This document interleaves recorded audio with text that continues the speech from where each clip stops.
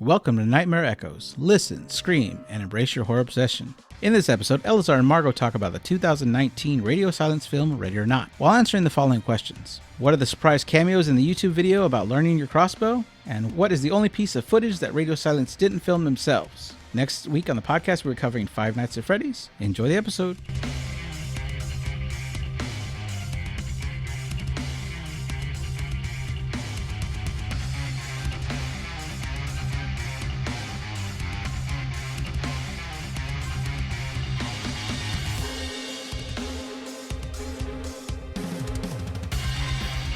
Hello, everybody, and welcome back to Nightmare Echoes. I'm joined again by host Margo. Margo, how's it going? Hello, it's going good. What are we covering today? Ready or Not. All right, 2019, made by Radio Silence, a group of filmmakers that are responsible for one of the segments in VHS. They also did Scream and Scream 6, which I think were pretty amazing. Okay, sure. I didn't see them. I saw Scream. Well, did you see Scream 2022? No. The fifth one. I saw like 3 Screams and then no more after that. Oh, okay. All right. Yeah. Well, the ones that they did were really good. Okay. They introduced new characters. I think they're definitely worth the watch. Before we get too far into the movie, I wanted to do a character breakdown because there are a lot of characters in this movie. So if you haven't seen it, obviously we're going to spoil the whole thing. I think this one's really good. It's really funny. It's not easy for horror to do comedy and horror. Like, you have to do it right. Some people say that it really doesn't work if you do it wrong. Like, it just, like one or the other. But I think this one does it really well. But because there's so many characters in there, I kind of want to go through a character rundown of everybody before we go through the whole movie. I'll have to say, I was getting confused of who was married to who. Sure. I was like, wait, who is that again? Sure. All right. So we get Grace, who's played by Samara Weaving, who was in Scream 6. She was in Mayhem, and she's in the Netflix The Babysitter movies. I like all of those. They're good. She is marrying Alex DeLomas. That's who her fiance in this movie, who she gets married to in the beginning. I like Grace. I think she's very strong-willed. She's able to adapt to what is happening. She's kind of go with the flow at first until she figures out what's going on. She's not motivated by money, like a lot of the characters in this. She's motivated by love. Yeah, it's like a very rich family that she's marrying into. Right, like a mobile giant kind of rich kind of thing. Our next character, Aunt Helene, I think is hilarious. She's played by Nikki Gottageen. I probably said that wrong, but she was in the movie Cube from 1997. I love this movie. I bet it's Guadagni. Guadagni? Okay. Probably, but I don't know. I'd have to look that up. Sure. I don't know. But I loved her in Cube. She was the free clinic doctor in that movie. I don't remember her. No? Do you remember Cube? Was it in the beginning? I mean, she's one of the main characters that's going around. She's the one that calls out the main villain for liking girls too much. Oh, yeah. Okay. But she's obviously aged a lot in this movie. I see. Well, I feel like she's too old. I don't know how old the actress is, but... To play her? Yeah.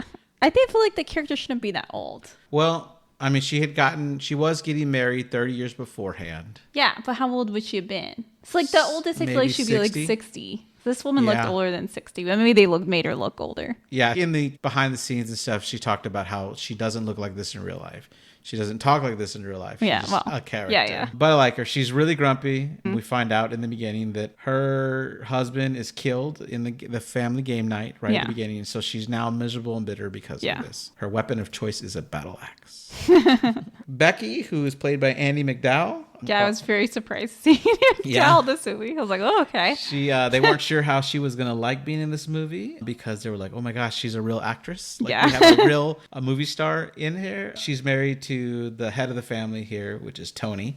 Which is funny. In her first day of filming, they had a fight scene and she was hit over the head with a fake item, but she got hit really hard and they were like, oh no, I think Andie MacDowell's going to quit after day one. But she's like, no, I love it. I've never been in a horror movie. This is fun. So she was a good sport about it. Oh, well, what weapon does she have? She had a bow and arrow. She had a bow and arrow. And to her, I think her motivation is family. It's her big motivation. Tony, played by Henry Czerny. Czerny? Yeah. Thank you. That one I know.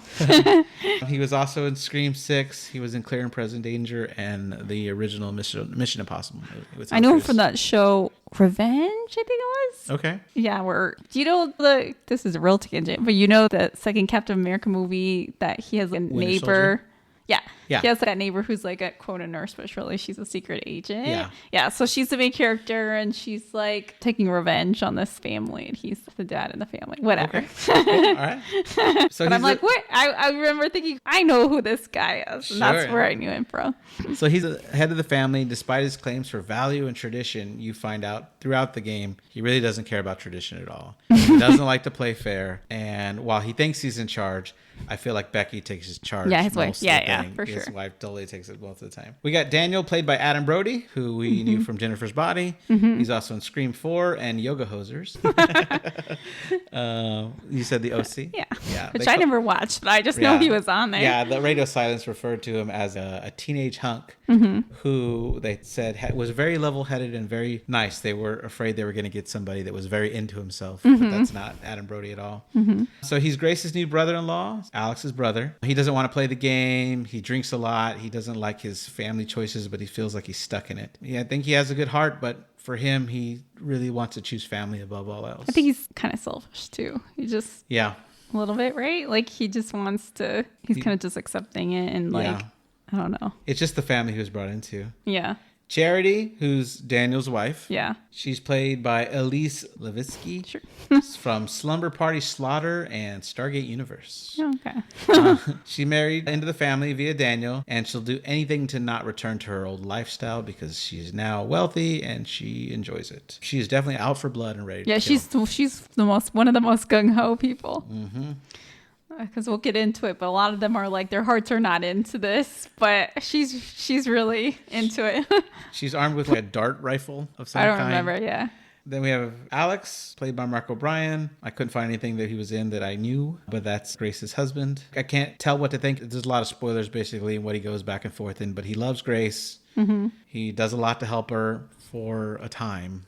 Yeah, he's been estranged from his family, but he's coming back to get married. Right, exactly. We have Emily, played by Melanie Scorfano, who was in Saw 6 and Star Trek Strange New Worlds, which I like. She plays a fellow captain who's dating Christopher I haven't watched Pike. it yet. Okay. But she might be my favorite character that's not Grace. I love Grace. Obviously, she's the main character, but she's the one that was always using drugs the whole time. Oh, the sister. Another screw up of the family. The parents think she's going to screw up. She's crying the whole time to daddy. She can't get anything right.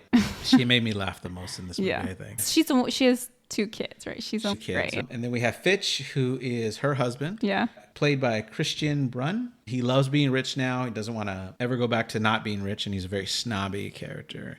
He definitely I didn't get that. You didn't think he was? No. He seemed like he's kind of confused. Like, what is going on? It kind of. Well, the very first scene you get him, yeah. He's like, I was like, well, it took us forever to get our private plane because I'm never flying charter again. I can't do any of that. Yeah, that's right. I forgot about that. And even Andy McDowell's character, Becky, hates him. She's like, I can't stand you. Yeah, that's right. I forgot. Yeah. Other than that, we have the butler, Stevens, who's kind of just like an antagonist. He's kind of a henchman. He's not in this for the wealth like everybody else, but he's just... I mean, it's his job, I guess. It's his job. Yeah, he doesn't lose his job, maybe. I feel like he takes his job too seriously. All right. Okay. We're going to jump into the movie now that we have a character breakdown. Hopefully that helps you remember the characters because there are a lot of them. So that was my goal. But the film opens up. The good news is I won't remember anyone's name, so I'll just call them by their descriptors. There you go. Sure. So the film opens up with LaBelle's Gambit game poster, and it moves through a shot. So I just want to say it's LaBelle. I'm not that you said it wrong, but BAIL. But like if I didn't have subtitles, I would have thought it was LaBelle. I feel like people. Oh, sure. Sounds like people. I think it's Andy McDowell's accent. Yeah, she sounds like she's saying Belle all the time, but it's LaBelle. I don't know the significance of that. Maybe I know nothing, the significance. Okay. So good. BAIL translates from French to contract or lease. Oh, okay. So they have a lease agreement on their life contract. With, contract to deal with the devil. A deal with the devil. You got it. Right. So in this opening shot, we get some names of board games, including LaBelle's Gambit, Family Ritual, Trivia Edition, Yozer's Secret Council, Abracadabra, a fortune teller game, Sunrise, a space adventure game. There was some others in the behind the scenes. They had proposed 200 different game titles and only 8 got through as being usable. So once they got those 8, they had to go to their art department to get production on. That's a great these games. Right. We open, it's a very stormy night, and Daniel Ladomas, who's a kid at this point, is running with his brother Alex through their family mansion. Daniel is hiding Alex away, telling him to hide here until everything's over. After he hides him away, he's confronted by Charles, who is injured. He's shot with some arrows. He's saying that they're trying to kill him and asks for Daniel's help. Instead, Daniel screams to reveal his location and brings the rest of the family, who shoots him with a crossbow. A crying Helene begs them not to follow through, and Daniel's mom, Becky, tells him how proud she is of him. Yeah. So Daniel is grown up as Adrian Brody, and Alex, the one that's hiding, he's the main characters. Is it Adrian Brody? Yeah. What? Wait, is it? No, Adam Brody. I'm sorry. Adrian Brody is another actor. Oh, okay. I was like, oh, wait. Adam Brody, I'm sorry. No, you're good. You're good. Quite another actor. The family, when they're taken in the room, you see are wearing these creepy masks in this ritualistic game that they're playing. Yeah. Then we have a card telling us that 30 years have now passed. Love Me Tender by Chuck Jackson plays while Grace is rehearsing her vows on her wedding day, already in her wedding dress. After her vows in, she keeps on going, speaking as if her fiancé is there. We get some expedition that tells us that she's married into the family that is richer than God. She mentions that her soon-to-be father-in-law hates her, and that her soon-to-be brother-in-law is an alcoholic that can't stop hitting on her. She lights a cigarette and says that she honestly can't wait to be part of their moderately fucked up family. And she sees in the mirror that Alex is there, her soon-to-be husband, and he thinks that the use of the word moderately is pretty polite. Yeah, so we've learned this later, but she grew up in the foster system, so she's really excited to be part of a family, even though they're kind of messed up and weird. Yeah, well, she just wants family. Yeah, she's happy. She's still happy to join them. Yeah, right. And traditionally, it's superstition that it's bad luck to see the bride in the wedding dress before the wedding. Yeah. So I don't think this helps their case for the future of this gamble they're going on. Tells her she looks perfect in her dress, and he pretends to get after her for smoking in his old room, but then grabs the cigarette and shares with her. And she comments that his father hates her, and he says that's not true. He just thinks that she's a gold digger. Right. He says, well, that's true, isn't it? You're just after me for my money. And she's like, you're so mean. Alex then asks her to give him time, and the father will be okay with her. But the family's used to a 3-year courtship, and what they got was an 18th month, and he stops, and Grace says bonathon.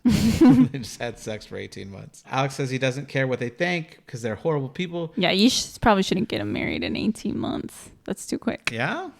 Yeah, you gotta wait till 2 years. You know why? Because the shine wears off after 2 years.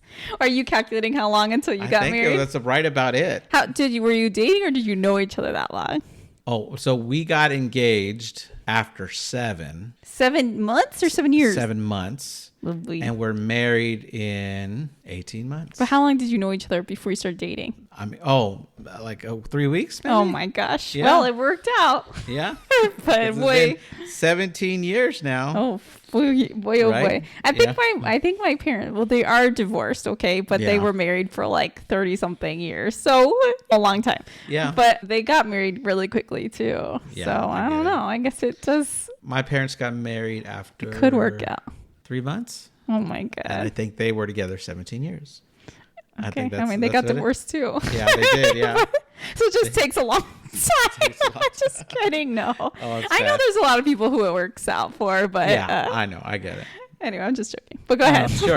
Anyway, spoiler, it doesn't work out for these guys. What? You ruined the movie for me. I'm just kidding. So Alex says he doesn't care what they think because they're horrible people, but Grace wants them to accept her because she loves Alex and she wants to have a family. Yeah. And Alex says, without her, he is... And Daniel, his brother, bumps in the room and says, one of us. And he's here to see if they're going to come down there. He, grabs him by the neck and goofs around like they're still kids, which I think shows that they have a fun relationship, even though his brother's been gone for a long time. But Daniel tells her that she should get out of there because she's not really one of them. She deserves better than being part of their family. And she's like, nope, I'm staying. Yeah, this is a running thing they keep saying. Yeah. You're one of us. Not to her, but like to other. Right. They're one of us. You're one of us. Whatever. Right. Yeah. Then he's like, well, if you choose to stay with us, you need to get down there because we're waiting for you to start the wedding. Oh, as Daniel leaves, Alex tells her that he's not wrong, that you could leave now, or we could just leave and elope, or just not worry about it. She's like, yeah, that'd be great. We'll take all the presents and fuck you. Yeah, he's kind of a little bit like, no, I'm serious. You can leave. Yeah. But he doesn't explain why. So then she says she can't believe in a little bit she's going to be part of the dynasty. He says Dominion. And then tells Grace that if she wanted an out, she can have an out. She kisses him. She says she's all in. And then he asks, are you ready? And she goes, oh, fuck no. And then we get the title card, Ready or Not, which I think was a really cool placement of that wedding, of that title card. We have the wedding scene where they're all taking photos. She's shivering because she's supposed to be nervous, but she's really shivering because it was the coldest day of the whole shoot. They thought it was going to be sunny out and perfect day to film the wedding scene, but they didn't realize how cold it was going to be. Which is hilarious. Daniel's talking with his dad. Tony says that he thinks that Alex could have done so much better.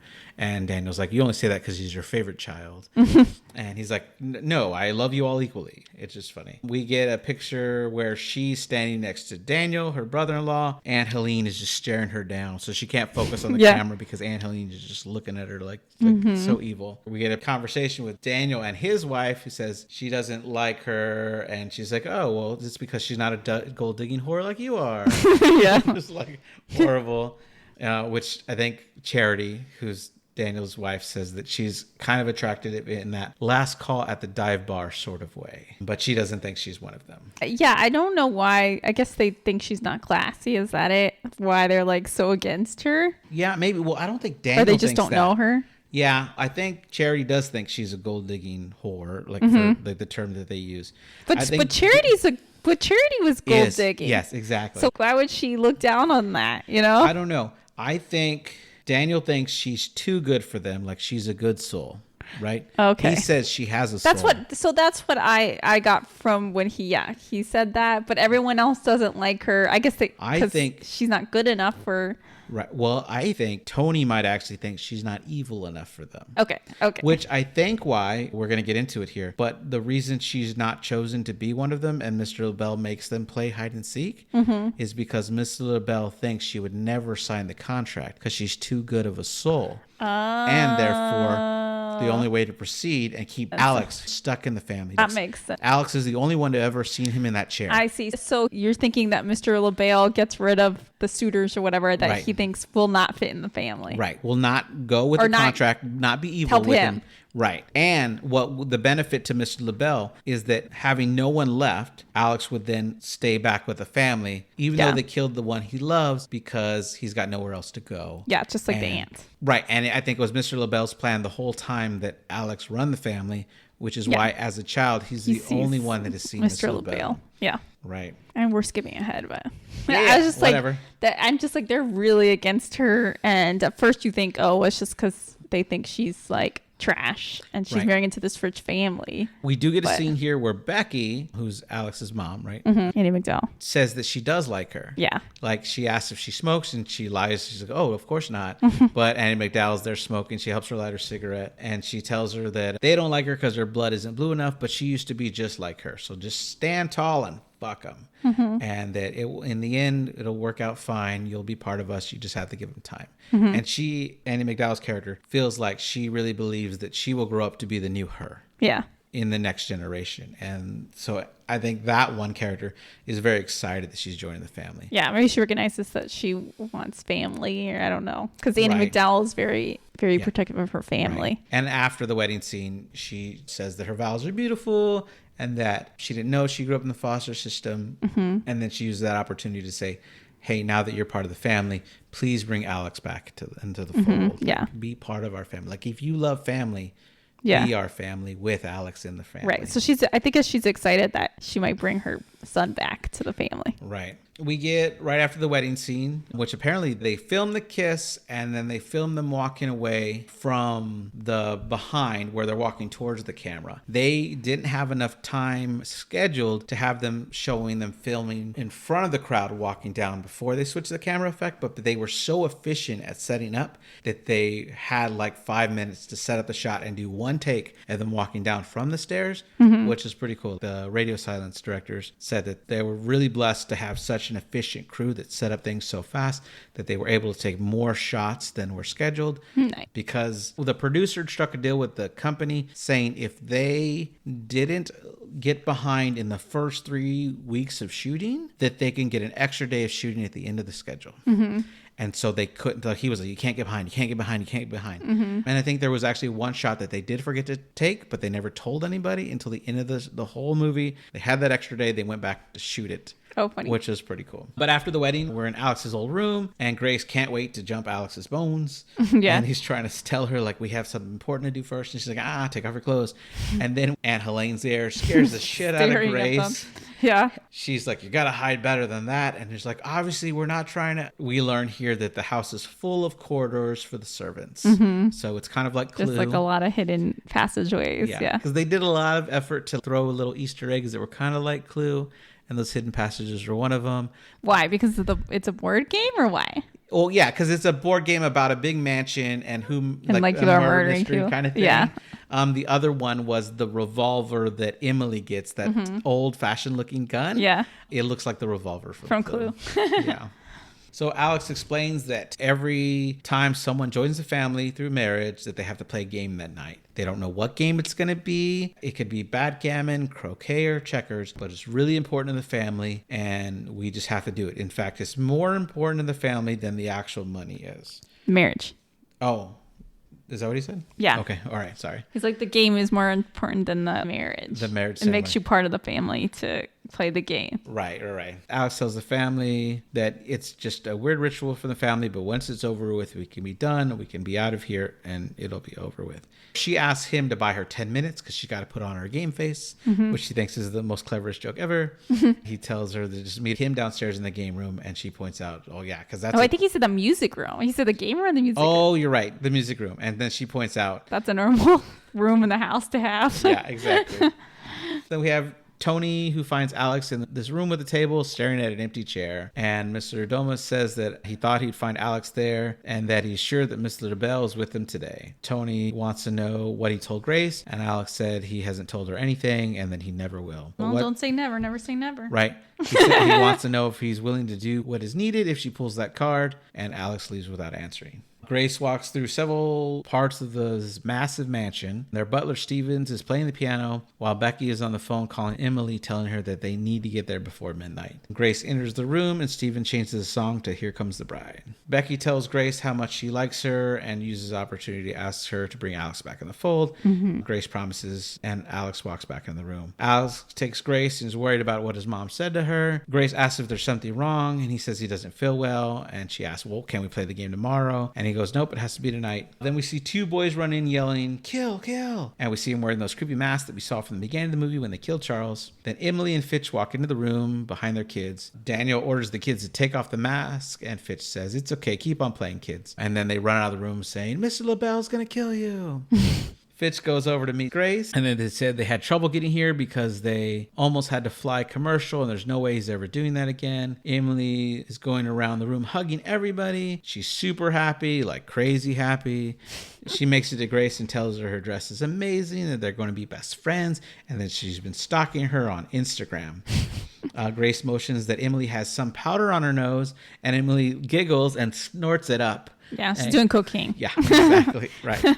While smiling. Grace tells Emily that she's excited that she's a part of the family, and then Aunt Helene jumps in and says, he will decide that. Emily plays it off with just smiling and is like, it's really great to see you, Aunt Helene. And Aunt Helene replies, brown-haired niece, you continue to exist.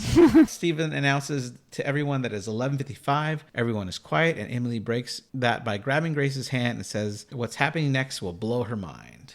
Tony's leading the group in the room, which is reserved for family members. He opens the doors and tells Grace that now she's part of the family, she should go in first. Inside the room is decorated with many animal heads and weapons. One of the animal heads is a bear that has a goat in its mouth. Oh, I didn't notice that. I didn't either, but the behind the scenes made a big deal about Okay. how cool it was to get this goat, because the family would sacrifice goats in the mouth of this bear. Yeah. And it's not like they special requested it. They just found a guy that already had it. Oh, interesting. They got all the animal heads for this scene from one person. And he had one with a bear with a goat inside of the bear's mouth. Right. Yeah, it's crazy. Then Mr. Ladomas talks about his great-grandfather who enjoyed games. Steven shuts the family inside. They're sitting around like a big table. Like a huge table, yeah. Right. And then he tells a story about his great-grandfather called Victor Ladomas. Becky asks if she likes to play games, and Grace says depending on what they're playing. Tony says they'll know what they're playing in a moment. The family's big on tradition, and it's now time for Grace to join them in tradition. Alex says it's story time while he's drinking some alcohol. And if I haven't mentioned this, he's drinking a lot during this movie.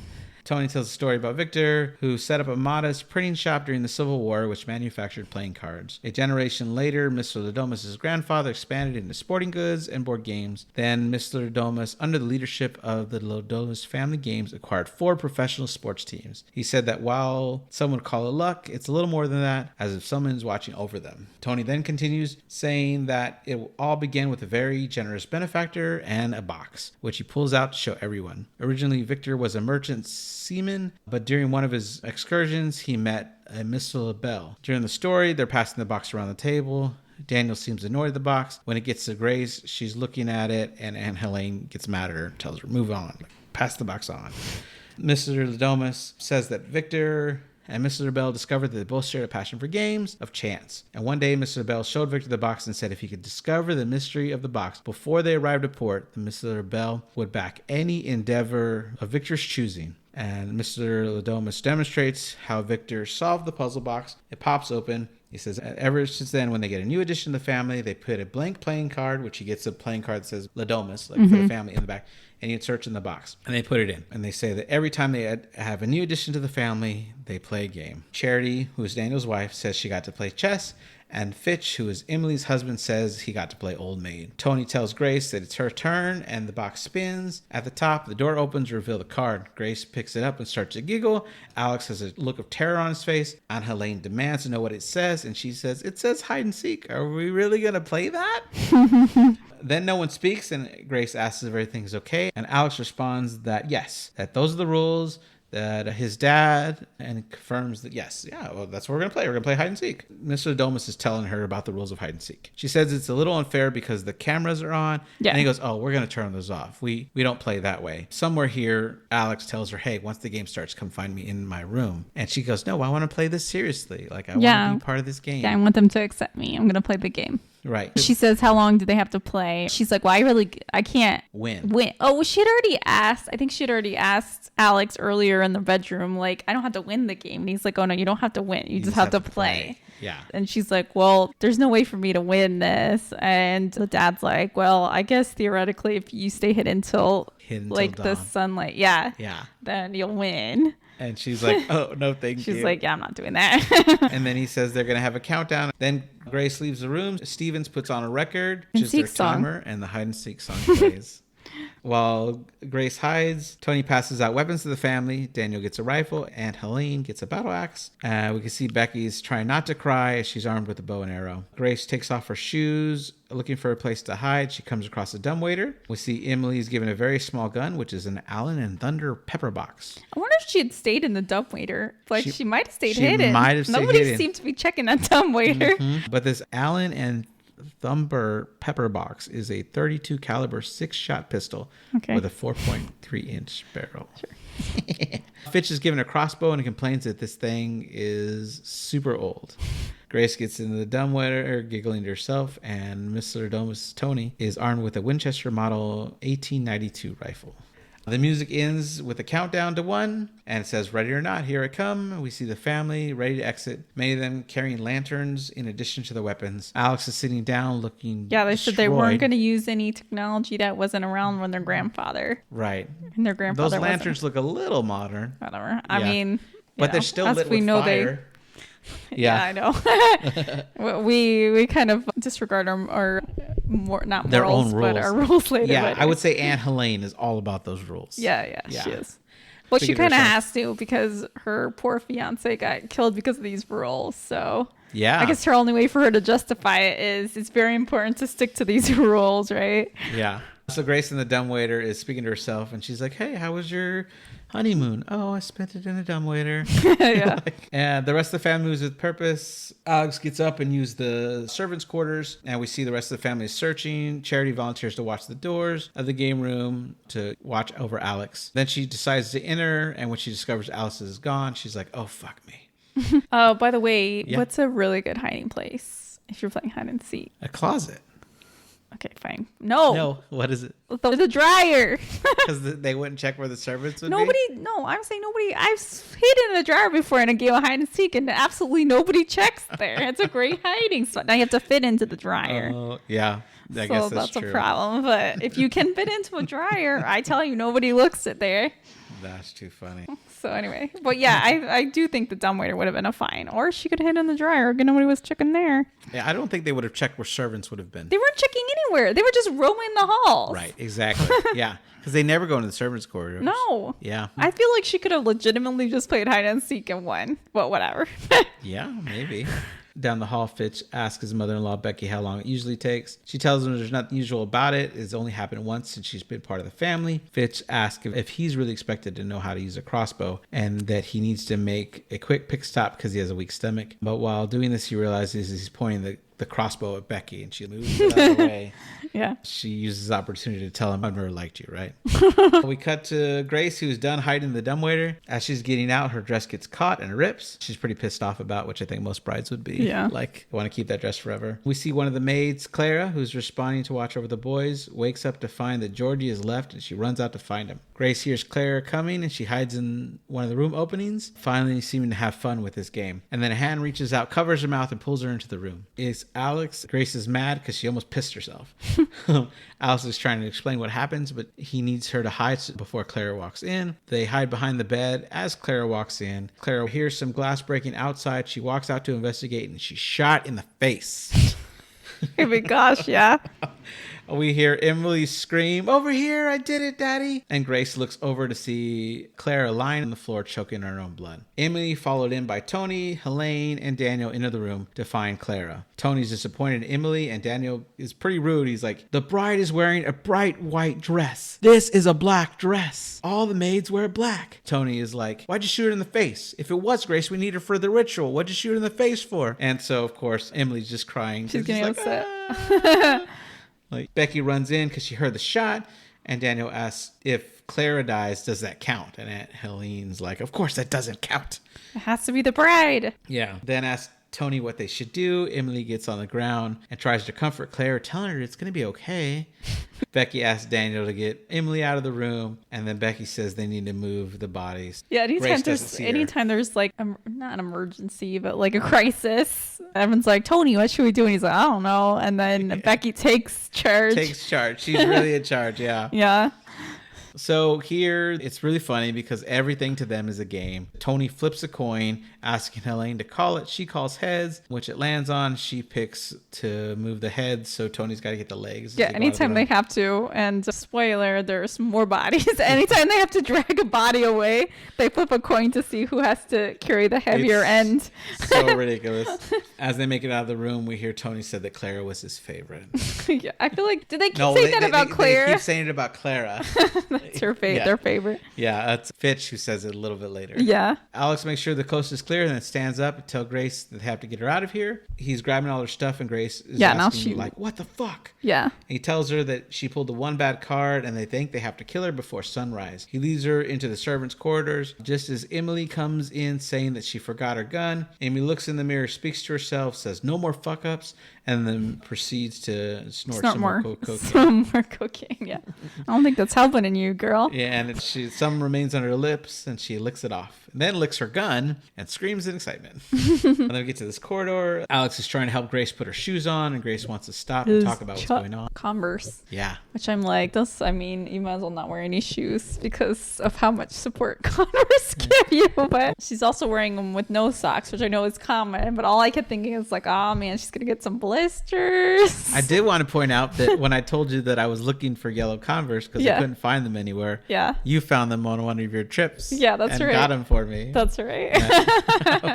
Which is pretty she's wearing cool. Yellow Converse, yellow low top Converse. Right, exactly. He tells her they think if they don't kill her that something very bad will happen to the whole family, and he just had to play along so he can get her out. He adds that the house is on lockdown, so it will be tricky. She says that he knew what would happen if she pulled the card, and he didn't tell her, and they argue about it. He claims that no one ever pulls that card. In the bathroom below, Fitch could hear them arguing. On the phone are Richard, Baptist, Charlie in today's segment called Getting to Know Your Crossbow. Yeah, he's watching like a YouTube video on how to use his crossbow. So this is played by Guy Busick and R. Christopher Murphy, who are the writers of the film. Oh, cute. And so they told them, we just want you to film a scene saying these lines. They didn't give them any more. Yeah.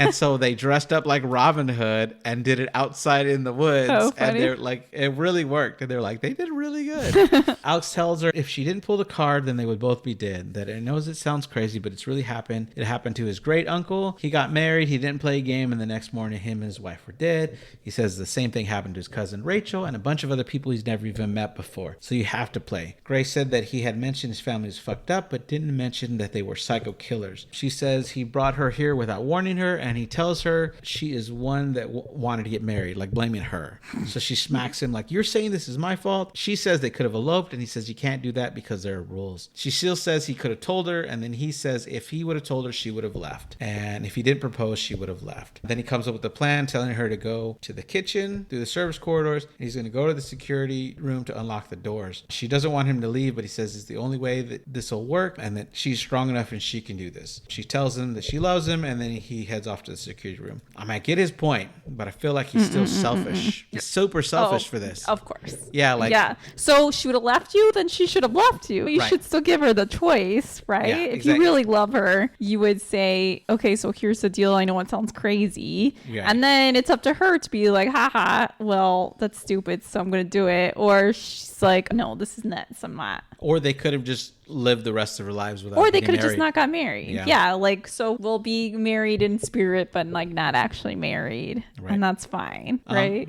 Right, exactly. For the choice. So this is why I'm torn for this character. While he is trying to help her, he obviously didn't give her a choice. Only so far. He's helping her as long as it doesn't really screw him over. Sure, yeah. So she's walking a little bit before she realizes the dress is slowing her down. So she uses that tear that she got with the dumbwaiter to rip off the portion of the dress to give her feet some room to go. And when she gets to the end of the corridor, she sees there are two doors and she doesn't know which one to open. Funny fact is that the corridor they use is like a tourist attraction and has a lot of names written in the brick if you really look. And so the two actors put their names in the brick. Oh, cute. We see Daniel and Tony now carrying Clara because I guess Helene got tired. Helene is telling them she couldn't find her anywhere. Right when the doors open down the hall, Grace comes out and Daniel says, found her. They drop the body, try to grab their guns. On the other side of Grace comes Emily, who wastes no time and starts firing really badly, even though the three other members of the family are on the other side of Grace. Grace hits the floor as bullets fly. I mean, you think they'd practice a little bit. I guess they figured this isn't really going to happen that much. If it hadn't happened in 30 years, they've never used the guns. Yeah, I guess. Yeah, they're bad at weapons. They're not good at killing people. Yeah. So, well, for people who are not so good at it, they sure do it accidentally a lot. Yeah. So it's super hilarious because Grace runs, the gun keeps going off, it drops, it hits the floor, it shoots at the rest of the family again, and they're all pissed because Emily almost killed all three of them instead of Grace. When Tony yells at her, she just screams, I don't know what I'm doing, which is awesome. Grace runs into the study, which to me I thought was the billiard room, but they call it the study. She tries the windows, but they're still in lockdown. She tries the phone, but that doesn't work either. She grabs the chair to smash the window, then she hears someone coming. She puts the chair down. It's like she motions to the chair to be quiet, which is stupid. And then she hides behind the door when Daniel comes in and sees her. I thought she was just putting the chair down quietly, Is that not motioning to the chair. Well, I didn't notice until the commentary pointed out. Like she was like slowly putting the chair down. She's like, oh, okay. But in the commentary, they said it looked like she would tell the chair to be quiet, which is awesome. Daniel comes in and sees her. He says he was just going to be there to get a drink. And then he tells her he's going to have to call the others. She says she doesn't have to. And Daniel says it isn't going to end well for her. He just doesn't want to be the one to have to kill her. And he says to go on to say the rich are really different. Daniel tells her that he's going to give her a 10-second head start. And she tries to plead with him a little bit, but then she ends up running. And when she runs out of the room, he starts to count really slowly, like 1. Yeah, he's like saying 1.5. You know, when your parents 2.5. Yeah, 1 exactly. 3/4. 1 exactly. Then he yells out to everybody, she's in the study. And then we get shots of everybody hearing this. And it's funny that Emily's now using pills to come down a little bit from the cocaine, I think. I think they're downers. I don't know. Yeah, I think they said that they're going to give her an edible or something. Yeah, a little bit. Like, to even her out. Yeah.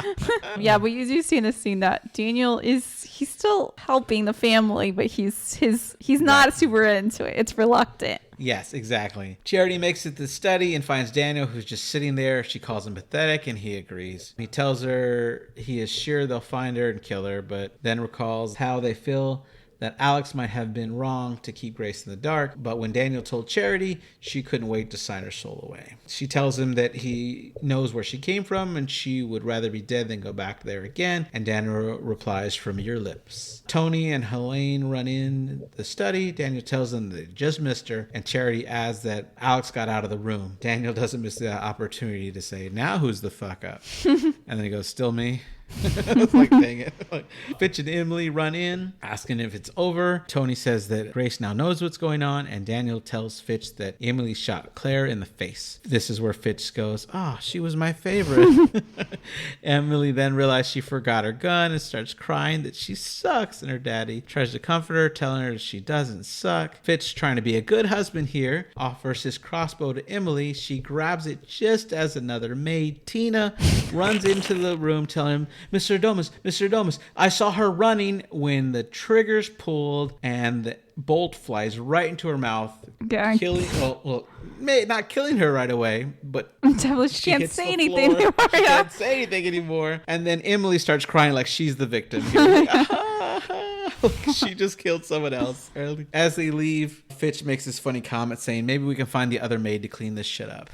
Because there's only one left. Yeah. Cherry then asks if the help counts. And Helene everybody keeps asking, hey, does this count? And Helene is infuriated. She's like, why does everybody keep asking that? She starts to say, we must. And it's interrupted by Tina choking on her blood. Like, and then she says it again, we must. And then we hear it again. So she grabs the axe and chops off Tina's head. Yeah, because we see it later. Yeah. We see it when they're disposing of the bodies. That's right. Tony says that's really fucked up. When, again, Becky is trying to solve the problem, she says, come on, let's just use the security cameras. Helene says that they have no respect for tradition. And this is where Tony shows he has no respect for tradition by saying, go ahead. He said, well, I was going to say that his grandfather would have used the security cameras if they had security cameras. So it's fine. It's not his fault. He was born before them. Yeah, exactly. Yeah. And so then Charity says, can't she just grab the gun from her purse? Daniel's like, you have a gun in your purse? And then Tony's like, no, we still have to use these old weapons. That's tradition. And Helene's like, pick and choose. Yeah.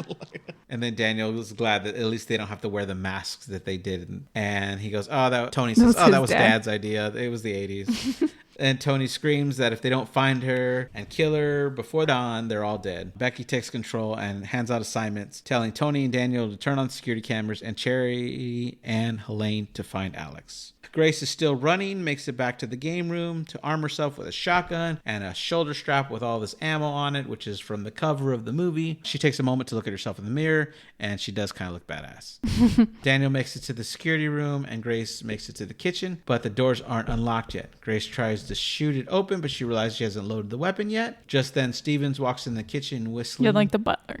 Yeah, and she hides behind the kitchen island. It was funny in the commentary. They were like, it felt like the kitchen was too small. I thought that house. Too. I was like, this is a huge house and it has a small kitchen. They justified it by saying this was the servant's kitchen.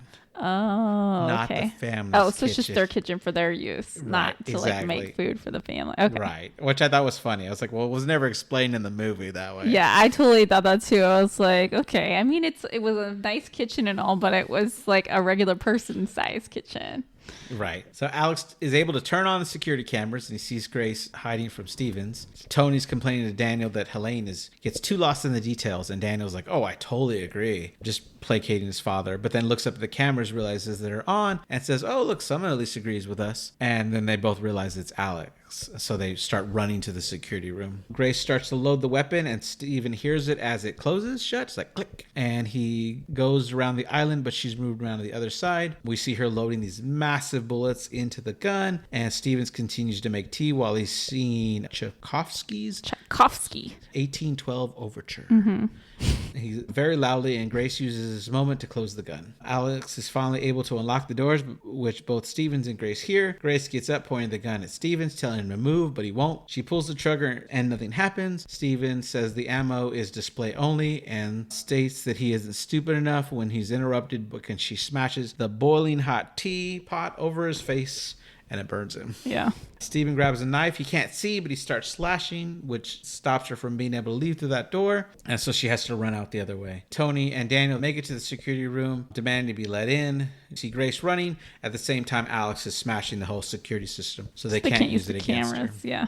But everything's still unlocked. Yes, exactly. Yeah. Tony attacks Alex, and Alex gets the upper hand and starts strangling his dad. Daniel talks Alex down and then says that he will definitely help him, while Tony is able to knock him out with a fire extinguisher. Tony asks which side Daniel is on, and he says he was just distracting him. Tony gets out a coin to see which side Daniel's going to call, and Daniel could care less. He's like, fuck it. And Tony tells him, grab the head. Grace is in the hallway with the dumbwaiter and goes to hide in it again, only to find the last maid. Yeah, maybe you should have stayed in that dumbwaiter to begin with. But then Dora would have found her. Oh, yeah. Because this is where Dora, the last maid, the third maid, is hiding. So you could crank the dumbwaiter to like halfway, maybe, though. Maybe, yeah. Well, no, it was button operated. Oh, yeah. You couldn't use you couldn't use a pulley system, I guess. Dora says she doesn't understand what's going on, and she confesses she's not really a maid. She's just there because Mr. Ladomus likes the way she dances. Grace, trying to comfort her, tells her that they can just switch places because they're looking for Grace. Unfortunately, Dora sees this as a reason to start screaming to tell the others that she found Grace, but doesn't realize in her panic she hits the button for the dumbwaiter, which goes up, crushing her body, and we see blood start to spit out of her mouth. Grace runs to hide before Stevens finds too bad Dora. they're not to just be sacrificing all the maids, because they would have it. They've accomplished it. Right. The gears you see moving to show that dumbwaiter is the only footage that they didn't shoot themselves. It's actually stock footage from Big Ben, the clock in London that turns. They're like, that looks like dumbwaiter footage. Yeah. We see Mr. Ladomus cuffing Alex to his own bed while Becky comes in and says they're trying to bring him back into the family. Stevens walks in. Daniel reacts to his burnt face. He's like, oh, fuck. Yeah. Stephen tells him that the doors remain unlocked and now Dora's dead. Daniel says, and then there were none. And Mr. Ladomus is like, how's she taking us all out by one? Yeah. When he doesn't remember that his own daughter they're killed the one the who's first killing two. them all. Like, oh my gosh. Becky tells her husband to calm down, take a minute, but only a minute, because they can't let her get outside, because if she gets outside, they're all screwed. As they leave, Helene says that Alex has lost his way and that she knew because they were so much alike that Grace would pull that card, forcing Alex to make a choice like she had to make a choice 30 years ago. And while this is happening, we see Grace is right outside the window listening to them. Tony says that Helene is talking bullshit and that he didn't expect to be doing this at all because he scheduled a golf game at 8 a.m. If Helene didn't notice, Alex has been helping Grace the whole time. Helene gives him a speech to how she could have killed her husband herself, and she regrets not doing that, but there's still a chance for Alex to kill Grace himself and accept the truth so he doesn't regret not killing her later. Right, I know, right?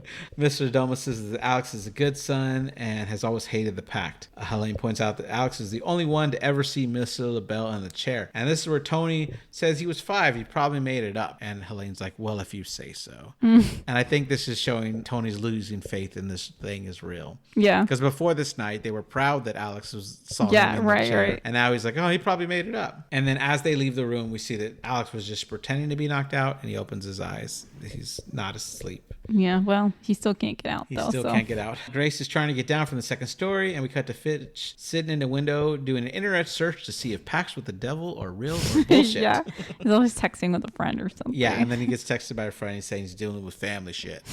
We see Grace fall outside, and she notices Fitch, but Fitch doesn't notice her, and then she starts running off. As she runs through the back where the wedding was earlier, she remembers the events of the wedding before continuing to run. When she sees a flashing light, she hides behind a tree, and from there she sees an animal stall to hide in. Yeah, I don't know why she does that. Hides in the animal stall? Yeah, I probably would have just kept running. Yeah. Because now you're trapped in the animal with one shed. exit. Yeah. Inside, we see that the animal stall is full of goats. She's hiding from a flashlight, and while hiding, she sees that it's Georgie, one of Emily's kids, walking around. She tries to go out and comfort him, saying that she knows it's really, really scary, but then Georgie pulls out a gun and shoots her in the left hand, and we have a visible hole. He shoots her right through the hand. You could see through the hole. Yeah, you're not getting used to that hand back. I don't think they can reconstruct that. Yeah. If they got best money. They could be. Well, she didn't have money, but wait a minute, she does have money. I think she does. But wait, I was gonna say is that first off, you definitely need a skin graft, but even so, it's gonna hit the bones in the middle of your hand, right? I don't think you can prepare that. Oh, that's sad. She focuses on the hand for a bit and then uses the other hand to punch Georgie in the face. She knocks the kid. I was thinking that's a small child. I don't think that brain damage at the beginning of his life is going to be good for him. She grabs a flashlight, but when she stands up, a goat scares her and she falls into a pit, which is full of goat remains and the dead body of Charles. At least his skeleton is there. We just assume that's who he is. Well, it had the arrows in the same spot. Oh, yeah, you're right. As Charles's body. What's funny about this scene is two things. First, they had originally used a goat puppet because they didn't think they could get a goat to do what they needed to do. But when they looked at it, it was like, no, this is stupid. It doesn't look good at all. So they asked the goat wranglers, and they're like, oh, we can make it look like it's going to scare her. Yeah. So they did that. The second part is that pit was built above them in the attic of the barn. So she fell into the upstairs. Which I thought was a funny behind the scenes thing. She gets up and starts to climb a ladder with one hand. She's super strong. Like that. I would have been able to do that, but I'm like, well, I guess I'll die in this goat pit. Right.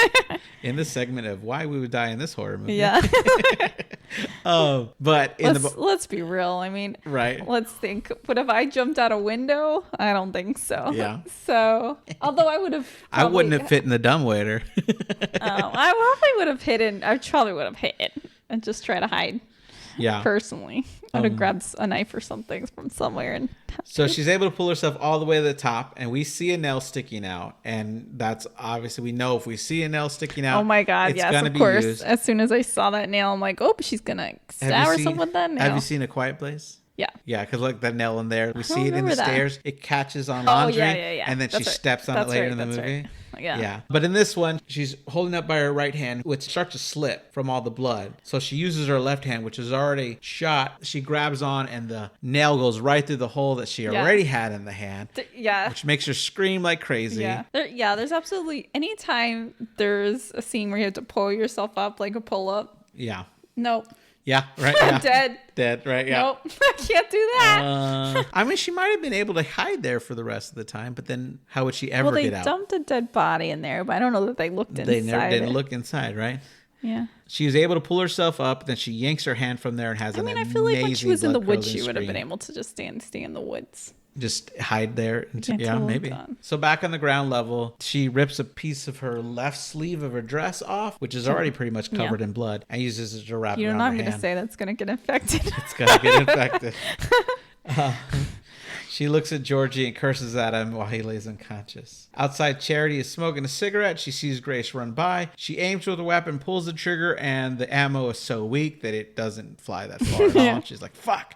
What's funny about the scene is she's holding the rifle and closes the wrong eye to aim with because she doesn't know weapons either. Yeah. Charity goes inside and finds Stevens, who is bringing a mop bucket to clean up the last maid that got crushed. Yeah. She tells him that Grace is going towards the north fence and she will get the others. Grace makes it to the fence but can't climb over. She finds a weak point and starts pulling on it as she hears a car coming. She is able to break a piece of the fence out, and she barely fits through, but not without stabbing her back. She scratches her back. Yeah, it's like a sharp piece of metal. It's like two big scratches through the dress. I don't like that. I didn't like that. Yeah. She gets out into the road. She begs the driver to to help. He stops and she's like, oh, thank God, before he's like, get the fuck out of the road. And as he drives off, she has a long monologue of cursing at the car, which is funny. She ends it with fucking rich people. Then she hears Steven whistling as he's coming, driving up slowly, so she runs to hide. Steven sees the holes in the fence, which also has a piece of Grace's dress on it. And we cut to Tony on a video chat with Stevens. Stevens is letting him know that she's made it past the fence, but he'll find her and then he'll fix the fence tomorrow. Yeah, that's funny. Tony is standing with the rest of the family who all heard the call. Daniel says it was fun and they should divvy up the wedding gifts. And Tony gets mad, shoves him against the wall and asks him if he thinks it's a fucking game. And Daniel goes, yeah, it's hide and seek, remember? Tony says that if she lives till dawn, they're all going to die. And then asks if they remember what happened to the Van Horns. Vince thinks they died in a fire. And Tony tells him that's what the media wanted you to think. And you don't want to know what happened. And you don't fuck with Mr. LaBelle. Mr. LaBelle fucks with you. Then Tony turns and yells at the painting of his grandfather, Victor, complaining that he could have negotiated for better terms and maybe not had the eradication clause. Becky takes control, telling her husband to calm down, sends Fitch and Charity go outside and wait for Stevens. And as Emily wants to go with them, she says that she's not allowed to go, that her and Daniel need to take the maids to the goat pit because she doesn't want them to fuck up anything else. She adds to Emily, Pumpkin, try not to kill anyone else. Well, there's running out of people to kill. So. Yeah, right. Well, I guess for family members. Right? Yeah, family members. Daniel points out his cleanup duty for the fuck ups, and Emily tries to appeal to her dad, who tells her to listen to her mother. Fitch goes to Charity asking at what point they just run, and Charity is just annoyed at him, doesn't say anything, and walks away. As she walks away, he like flicks her off. Like, we see Grace in the woods hiding from Stevens, and he's for some reason having an easy time tracking her down. Yeah, but he can't see her. That's what I'm saying. Why is she stopping and hiding? I would have just kept running. Right. Again, these are not trained killers. Just hide behind trees. They can't shoot you. You know what I mean? Right, I do. This is an older guy. She's young. She probably could outrun him. He seems the most competent of all of them. Well, yeah, but still, even so. We see Alex. He's still handcuffed to the bed. He's yelling for Daniel's help, and then he starts using the metal of his handcuffs to try to saw through the wooden bed frame. Yeah, I feel like he would have cut his hands up, or his wrists up doing that, but he didn't. Oh, maybe. Yeah, I don't know. If you were like, yeah, I think you would, but whatever, he didn't, so it's fine. In the go pit, Emily is asking Daniel if she thinks the pack is real, and he says he doesn't know. They work together to dispose of the bodies. Emily asks what happened the last time he played hide and seek, and he says he remembers everything. He tried to protect Alex. He grabs the severed head of Tina with the arrow, and he proclaims that they all deserve to die, but Emily says their children don't. Just then, you hear Georgie calling out to her, and Georgie tells him that he saw Grace and that he shot her in the hand. Daniel's kind of unhappy about this, but Emily says that she's proud of him, just like Becky told Daniel when he was basically kid. The theme of this movie is that when you grow up with it, it seems normal. I feel like, does Daniel say this later, or has he already? Oh, it's Alex that says it later. Okay, I don't know if it was Daniel or Alex, but one of them. And it ends, basically, these kids are already indoctrinated into thinking this is like completely normal. Yeah, exactly. I made a note here that I think at this point onward, Daniel doesn't take another drink of alcohol. Okay. He's like, which I think was partly the actor's decision. He asked the directors to like, hey, at this point, can I stop drinking? Yeah. And because I think it would help make my decisions later seem more reasonable. Yeah. Which I think was kind of cool. Like he was trying to grow as a character. But yeah, I think at this point he's like, well, he says we deserve to die. Yeah. He's like not going to be, he's not into killing her anymore. He never really was, but he was going along with it. Now he's not going along with it anymore. Right. We see Stevens find Grace and he drives and tries to run her down, but she dodges. He gets out of the car and tackles her. And he tries to use the dart gun on her, but she knocks it away. She gets out from under him and she takes off the waist strap from her dress and uses it to strangle him until he passes out. And then she gets to the car, drive away. We actually see him lift his head up, so he wasn't really passed out. Yeah. Inside the car. Or he was passed out for a second, but she definitely didn't kill him or anything. Right. Yeah. Inside the car, Grace hits the emergency button for trip safe or OnStar, or whatever you want to call it, right? You know, it's off-brand OnStar. Yeah, which is funny because the actress had never driven a car in her life. What? Yeah. Why? She grew up in like New York or something? Like, I think London. Like she didn't need one, right? That... Yeah, she didn't need a car for. So she kept asking the directors, like, "Is this how I start it?" So the OnStar button was the ignition switch, and so they had to teach her, even though it was like a screen. Yeah. That it was just a loop of trees going by and the same trees. She's like, am I driving okay? Is this what it looks like when you drive? Which I thought was hilarious. That's funny, yeah. But with the trip safe, she's connected to Justin. And she tells him that people are trying to kill him. And he says, oh, I'm glad to help. Do you need medical assistance? She's like, I just need you to call the cops. He goes, oh, I'm having trouble with my computer. Let me just reboot it. And she's like, just call the cops, Justin. And she's like, oh, I'm sorry. It looks like your car's been reported stolen. I'm going to have to shut it down. Company policy. And she's like, what? Like, she's like all mad at him. She starts to curse at him. He doesn't like the use of her language. She looks around panicked. And after a bit of silence, she asks if Justin is still there. And he asks if there's anything he can do for her. And she says, yeah, you can go fuck yourself. And he says, okay, fine. Thanks for using Trip Safe and have a nice night. But he did tell her that the cops are on the way. He did call the cops, but he shut the car off so she can't drive away. She rests her head on the steering wheel, telling herself the police are on the way. It's going to be fine. When we see Stevens is outside the window. She tries to move to the other side of the car to get away as he uses that dart gun to like break the window. And then he shoots her to knock her out. Yeah, I feel like in movies, it's really easy to break through car windows. Yeah, I think even with the gun, it's really hard. You wouldn't be able to just bang one if you had a spark plug, if it's something sharp, they're made to break. Yeah, you could crack the window, and then you could do it. They sell like little things that you could put. Yeah, like, in for the back safety, of the they do that in case you get like underwater or something. You can break the window, but or you're trapped under it or something. Right. But so not from a dark. No. Yeah. So while she's out, she has a dream that Alex is in the car with her, and she says that now they're safe and they're leaving. But then the dream turns all red, and then Alex is wearing the mask that they wore in the 80s, and she wakes up. In this sequence, it took them 4 hours to shoot because her and Alex could not stop laughing. And it was 4 hours of footage, and the goof track is just them laughing during the scene all the time. They couldn't do it. Why? They should have just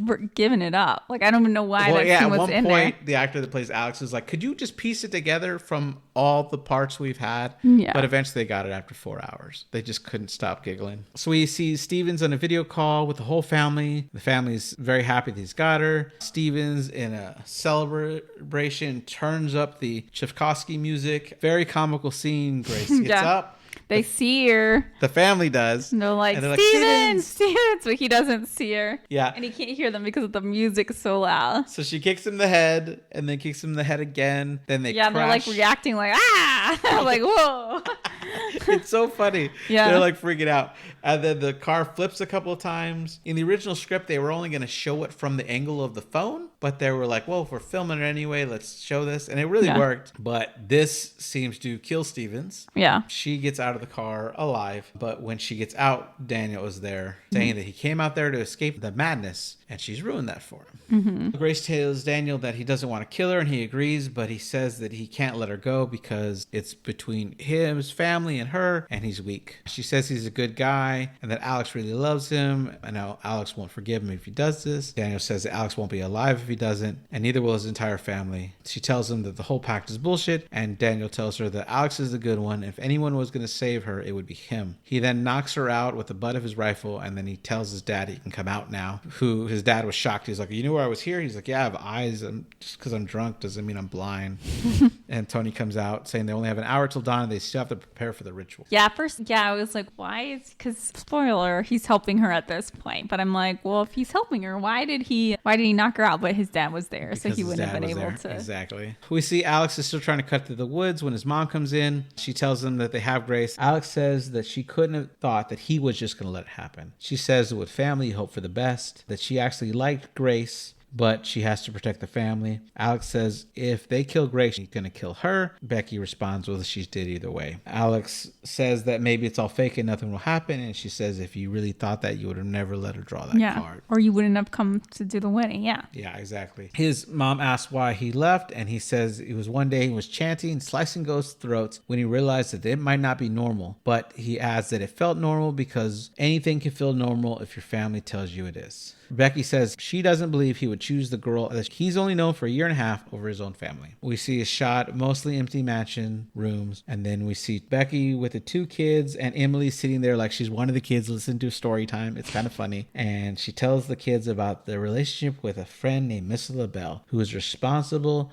for all the things they have. We have a scene of Helene holding the hide and seek card. We see Fitch talking himself into being okay with the ritual by slapping himself, saying, "It's okay, Fitch. Don't be a bitch, Fitch, as he keeps slapping himself in the face. And we see Charity getting all pretty in her robe. Yeah, she's real into it. She's really into it. We get to Tony telling Mr. LaBelle that he will make everything right, and while placing the box right on the table in front of Mr. LaBelle's chair. Daniel's sitting in the dark room looking defeated, and then we get back to Alex, who's trying to break free. Grace wakes up tied down and mouth gagged while the ritual is going on around her. And she's laying on a table and they're surrounding her. Yes, exactly. She's in a starfish pattern. Yeah, they have her tied down and she's tied to the table. Right. So they're all drinking from the cup and reciting in Latin. And I hear this in a lot of films when they were getting a rating. They made them translate the Latin before they would give it a rating because they wanted to know what it actually said. Mr. Domus lifts up the knife. Then he starts to get sick. And then the whole family besides Daniel starts to vomit. Daniel starts to free Grace while they demand to know what he did to them. He describes the bottle he used and Tony says that it was hydrochloric acid. Daniel gets Grace out of the room and we see Alex is finally broken free. Grace asks if he just killed his whole family and he says no, they'll just be sick for a week and they're gonna shit weird for a week. It's okay because he googled it. Grace says that she knew he would help and he confesses that he didn't even know he would help. They let one person run by as they hide under these stairs, and as they flee they get up and then we see Charity there standing with a gun that she had from her purse. His wife trying to kill him. Yeah. Or no, she wants to kill Grace, but he's standing in front of her blocking her. Daniels tries to talk her down, but she says, "You really don't care if I die, do you?" And then she shoots her own husband in the neck. Grace grabs the gun and shots are fired in the air. Grace uses the gun to smash Charity in the face and takes the gun for herself, points it at Grace, pulls the trigger, but no bullets came out. But only 4 bullets were shot. It's a 6-chambered gun. So either... Maybe she had fired it before. Who knows? Well, I'm thinking either it misfired because she didn't keep up with the bullets well, or she didn't load all 6 bullets because she's not good at using a gun. And either one, I think, actually are reasonable explanations because the family is seen not being good at weapons. They don't know how to use any of these weapons. Grace hits Charity across the face with the gun, knocking her out, and then runs to check on Daniel, who's bleeding out on the floor as he's dying. He tells her to go, and she runs saying thank you. She makes it into the room with Tony, who tells her she's nothing more than a sacrificial goat, and he no longer cares about the altar. He's just going to kill her right here. As he runs up to her, Grace grabs the lantern that Emily had left earlier in her pity party and uses it to smack him over the head twice, knocking him down to the ground, knocking him out. Grace then throws the lantern as she runs, and the lantern catches the curtain on fire. Yeah, like they're covered in lighter fluid. They go up in a blaze. Yeah. Oh, yeah. So fast. Like, those are the most flammable curtains I've ever seen in my life. Yeah. Alex, having heard the gunshot, runs to find Daniel. Grace runs into the room with Becky, her mother-in-law, who fires an arrow and barely misses her head. She says in her defense, it's been a long time since she's used a bow and arrow. You're the most successful in using your weapon, I have to say, and it's the hardest weapon to use. She runs to attack her, and she's able to shove her against the wall and then shoves her to the ground. She's got Grace on top of her. She tells her the same thing, that she liked her, but her family's going to live. Grace starts pulling on the tablecloth, and this is where Tony had put Mr. LaBelle's box by his chair, pulls it down. She's able to grab it. She smashes over the head and then gets on top and beats the crap out of her with the box, beats her to death. Yeah. This was the scene that was filmed on day 1. Oh, wow. That's funny. Where they thought that... What a day 1 scene. The actress... Andie MacDowell? Was going to quit. Because she really hit her hard, but she was really game. Now we see that Alex comes in to find his brother's dead. Then he runs into the room to find out his mother's dead. Alex goes to hug Grace, but she backs away, not trusting him. She says she's sorry. He tells her Daniel's dead. And then he asks if she's going to be with him after these events. When she, I guess, implies no or doesn't answer. She doesn't answer. He's like, yeah, no. So he grabs her by the face like it's a caress. I'm just like, what does it matter at this point? You know? Yeah. Well, if he thinks she's going to be with her, maybe he's willing to risk the death if he doesn't believe it's real to run with her still. I guess. But since she didn't answer, not that I put any blame on her. Yeah. Because it's totally his fault for being a dick. As soon as I found out this whole thing, I'd be like, I'm out, peace. Yeah. So he grabs her by the face like he's going to caress her, but then grabs too hard. She complains he's grabbing too hard. Then he yells to the family that he has her. Yeah. I'm like, you're the only two family members that you seem to like really care about are both dead. At this point, why not you let her go, right? But I mean, I guess you still might not want to die. Sure, yeah. Tony runs in, happy to see that Alex is one of them, before seeing that his wife is dead. Helene tells Emily that it's time for the boys to take their place because the sun is about to rise. We see the sun is coming up over the horizon and the fire is spreading in the house. The family is holding Grace down, and then Alex is given the knife and the kids watch. They all start chanting to Satan. Grace bites down on Aunt Helene's hand, and as Helene lets go, she's able to turn her body, and this makes her get stabbed in the shoulder instead of the head, and she's able to get off the table and grabs a knife and starts kind of screaming and growling like an animal. Yeah, I was like, she's going like that. I'm like, what is happening? Helene notices the sun has risen. She pulls back the curtains and everybody ducks down like they're vampires. I'm like, that was really funny. It was awesome. I was like, oh. They're all standing there in shock, thinking, okay, maybe this is bullshit. Like, and like I think Fitch was like, I knew it was bullshit. Yeah. Helene cries that all is lost and begs Mr. LaBelle's chair for forgiveness. The family all cowers, and one by one they slowly open their eyes because they aren't dead. Tony is speechless, and Alex tries to reason with Grace, who just growls at him and points the knife at him. Then Fitch asks what they should do about Grace. Helene says that she knows it's too late, but that she won't fail Mr. LaBelle again, and proclaims that the girl still dies. She grabs the axe and walks towards Grace, but interestingly, Aunt Helene explodes, blood cover everyone before she makes it to Grace. She explodes. Yeah. So they had these two different pieces of technology they used for this. Yeah. So they had a table. Yeah. That was painted green, like a green screen, so they could get it out. And a big bomb with meat on it. Meat and corn syrup and banana, right? And when it exploded, right, the syrup and banana got all over, mostly for Aunt Helene, it got over Charity's character, who was right behind her. But you see it exploding behind the scenes. Yeah. But it's done really well. Yeah. And up to this point, you don't know. We don't know, right? Is this real or not? Or are they just cray-cray? Yeah. I mean, you kind of think maybe it's real because they talk about, oh no, this happened to people. Right, exactly. But you don't really know until, it just like explodes. So from the room with fire, the record that they played for hide and seek is now warped, but it turns itself on and starts, time to play a game. Fitch says, oh fuck, and looks at Tony and says, I think you're right, and the Fitch explodes, spraying more blood everywhere. Next, Charity begs Mr. Bell to take it all back. She just wants to go home before exploding. Emily leads the two boys out of the room, and off screen you get 3 explosions that poof, poof, poof, really fast. These were the second piece of technology, which was a cannon that sprayed into the room, which is a cool effect. I think they didn't want to see the kids. Probably. Right. They were tasteful on it, on how they killed the kids. Quote, tasteful. Right. They still killed the kids. They still killed the kids. Off screen. Yeah. Grace starts laughing, and Tony grabs the box, yelling at Mr. LaBelle, says no, that he's done everything right. He played by the rules, and he's in control here before he explodes. And this just makes Grace start laughing like crazy. Yeah, she's laughing hysterically. Grace looks at Alex, and he wants her not to leave him. As she walks away, she snorts a little bit in her laugh, which I think is amazing.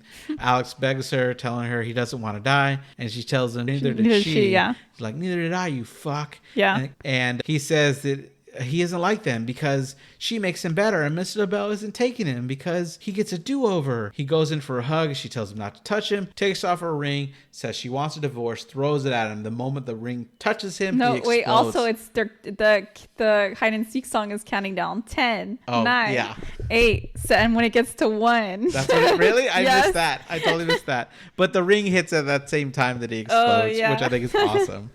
Grace tastes the blood on her lips, looks around at the chair, and we see Mr. LaBelle appear in a nodding gesture, kind of like well played or hazy, good game. Like he's not fully there, but he's kind of like a ghost. Yeah, like a ghost. Yeah, but it looks like he nods like good game. Yeah, like something like that. Yeah, and then Grace just goes, "Well, fuck." Grace grabs her mother-in-law's cigarette case and walks outside, and we see the games of the family are all burning down. Yeah. Love Me Tender by Stereo Jane, which I think is a cover of Elvis? Yeah. Right? Yeah. So. Plays as Grace walks out, has a seat on the steps where the wedding took place. Emergency vehicles can be heard coming as the house is burning down. A police officer runs up and asks if she's okay. She doesn't respond. He calls over the radio that there's someone on the south lawn and they need paramedics right away. He asks her again what happens, and she responds with in-laws. And the credits roll. So the original script had her dying and had the ritual working. Oh, but the directors were like, this whole movie is like this fun, enjoyable adventure for this main character. It would be ridiculous not to let her survive. Yeah. But it's interesting. If your wife, when you were getting married, you would get engaged, and she's like, so by the way, so just a little hiccup, you're marrying into my family, and we have to play this game, and it's probably not going to happen, but it might happen that we all try to hunt you down and kill you. So what do you think about that? Would you have been like, I guess I'll roll the dice? I mean, knowing her family, they are way better at hunting. Or like, would you be like, oh, this is BS, fine, yeah, sure, I'll play your stupid game? Or are you gonna be like, that's a negative? I'm not making a pact with the devil. No, there's no way. I don't get it. For me, it's not the devil. It has nothing to do with the devil. For me, it's like, I'm not going into a situation where your family may think it's cool to hunt me down. No, thank you. So some fun things from the commentary is that they only had 5 candelabras owned in the movie. And so how they're everywhere in the movie, they just had to move them for every shot to make it look like the house was covered in candelabras. That's really funny. The cast actually were really into playing games, but they mostly played some kind of word game with like 5 letters that were guessing that each other made. They didn't go into much details, but there was some game that they played all the time. The game room itself was part of a set. It was not built in an actual house. And the actual house they were in, they weren't allowed to touch over half of the furniture. There were like people there that told me, you can't sit there, you can't sit here, which is interesting. Can you imagine living in a house? I guess this happens to like really rich people that have like generations of wealth. Like you can't sit on your own furniture. Yeah, you know insane. what I mean? Yeah. That's nutsy. That is, it's crazy. You know, I even like back in the day, I think people had like formal living rooms and stuff, and they didn't want their kids sitting on the couch over because it was fancy. Yeah, in Ferris Bueller's Day Off, Cameron says that his house is like that. Yeah, that he's like, it's like living in a museum and he couldn't touch anything. Why? You know, what's the point of that? In the special features, there's a pretty good chunk of it about the wardrobes of all the characters that goes and how the costume designer picked them for every single character. But Grace in particular was her like best project, her most fun with it. She designed 17 different dresses for each stage of what happened to Grace along the way. Like the dress ripping and all that. And they had to know ahead of time because they filmed it all out of order. But they also needed the exact same 17 dresses for the stunt double. So they had double that many dresses, which is pretty crazy. Samara Weaving said the blood tasted like banana and caramel. That's what it was made out of. Oh, the laugh that she's doing when everybody's like exploding was not scripted, but the actress thought it was just so ridiculous, the concept of what she was going through, that she started to laugh and they kept it. They were like, it works perfectly. Yeah, it does work. Yeah. The directors think that after this, she owns all the money and she goes on her honeymoon by herself. Yeah. Okay. We were talking about the beginning. I'm like, I guess, or not in the middle or something. Somewhere, but yeah. Right. Because I was like, oh, she's not rich, but no, I guess she's rich now because they legally got married. Right. And there's no one there to defend the case. Like saying, like, she's like, look, they tried to kill me. I have a hole in my hand. I'm beat up like crazy. They tried to kill me and they burned themselves alive like idiots. Yeah. But Samara Weaving herself thinks that the cops don't believe her story and she gets arrested for the murders, which is crazy. The directors joke if they could make a prequel about the movie, they would want to make it about Fitch and Emily touring all over Europe being horrible people, which I thought was awesome. Oh, man. Oh, in the gag reel, people cuss like crazy in front of the kids. They didn't mean to. Like Annie McDowell's doing the we have a friend named Mr. LaBelle scene. Yeah. And she cusses and she's like, oh, I'm sorry, kids. I didn't say that. Like, which is hilarious because she cussed right in front of the kids. Did you have a favorite death throughout the whole thing? I don't know. Would you have one? I think when Tina dies, the second maid. Because here, grab my bow and I will grab my crossbow, and like it just the timing was so perfect. Yeah, like that so was comical. Funny. I laughed the most because of it. Besides Grace, did you have a favorite character? Annie McDowell. Yeah. Yeah. I liked Emily a lot. Just her drugs back and forth, which just made me laugh the whole freaking time. Oh man. But yeah, pretty good movie. Cool. Yeah. Yeah, no, I liked it. It was good. I would like to see a prequel with Victor on the boat. Victor. Oh. Like making the deal at the beginning. That could be an interesting film, but all right. But thanks for recording this with me, Margo. Bye. Bye.